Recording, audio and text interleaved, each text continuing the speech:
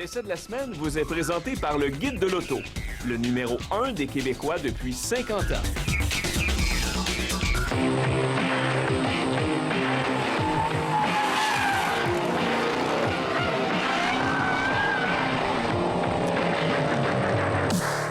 Dodge a sorti ses gros canons cette année en créant les versions L4 du coupé Challenger et de la berline Charger. À première vue, sa division de performance SRT a choisi la recette classique pour créer des muscle cars d'exception, soit d'installer le plus gros moteur possible sous le capot.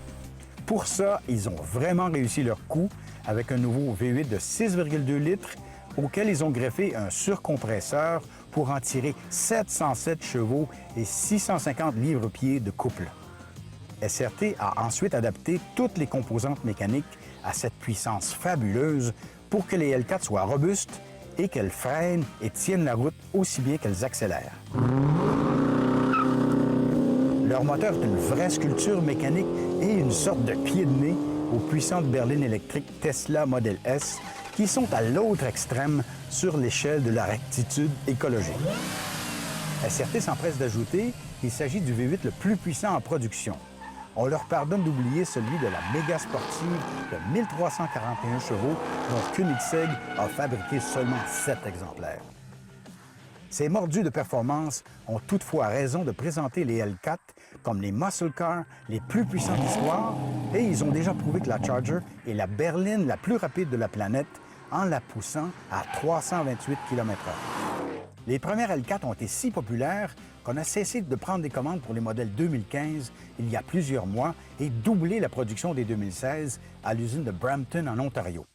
On promet même de livrer votre L4 neuve dans une remorque fermée. Pour 2016, l'excellente interface Uconnect avec écran de 8,4 pouces et système de navigation, le toit ouvrant et une chaîne audio à 19 haut-parleurs s'ajoute à l'équipement de série. Pour les sièges, on choisit entre le cuir Laguna ou un cuir Napa avec des pièces centrales en Alcantara rouge, comme dans la voiture d'essai. C'est d'ailleurs la même qu'on retrouve dans le match des sportives du 50e Guide de l'auto. Elle est encore solide et propre à l'intérieur, comme une neuve, malgré près de 18 000 km d'essai aux mains de journalistes qui ne l'ont pas toujours ménagé.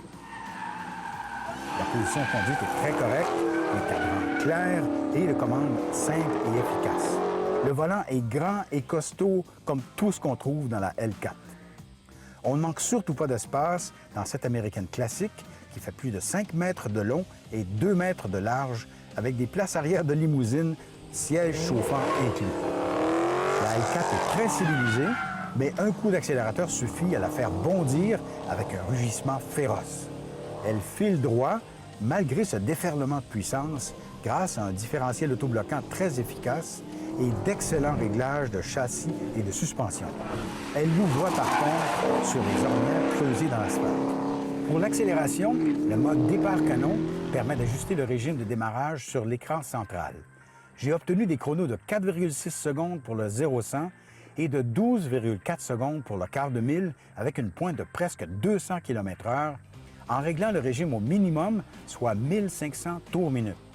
Sur une piste avec 4 roues motrices, la Charger L4 écraserait sûrement la plupart des sportives en accélération. Toujours sur l'écran, des programmes de conduite permettent de modifier les réglages du moteur, de la boîte automatique à 8 rapports, de la suspension et de l'antidérapage. Il y a un mode circuit, un mode éco à l'opposé et quelques variations entre les deux. Avec les plus grands freins jamais installés chez Chrysler, des disques Brembo de 390 mm avec des étriers à 6 pistons, la Charger L4 a stoppé de 100 km/h sur un peu plus de 34 mètres. Nettement mieux que toutes ses rivales du match des sportives. Les freins ne perdent rien de leur efficacité en piste malgré la puissance exceptionnelle de la L4 et ses 2075 kg. Elle se débrouille bien sur un circuit malgré sa masse et des pneus arrière qui menacent constamment de cracher de gros nuages de fumée bleue. En virage, elle prend du roulis bien sûr, mais ses réactions sont prévisibles et elle garde toujours son aplomb. Au prix suggéré de 74 495 $, la L4 peut sembler chère pour une Charger, mais sa puissance inégalée Son raffinement mécanique indiscutable et son équipement très complet le justifient. Sans compter que cette rockstar de l'automobile est peut-être la dernière de sa race. L'essai de la semaine vous a été présenté par le Guide de l'auto, le numéro 1 des Québécois depuis 50 ans.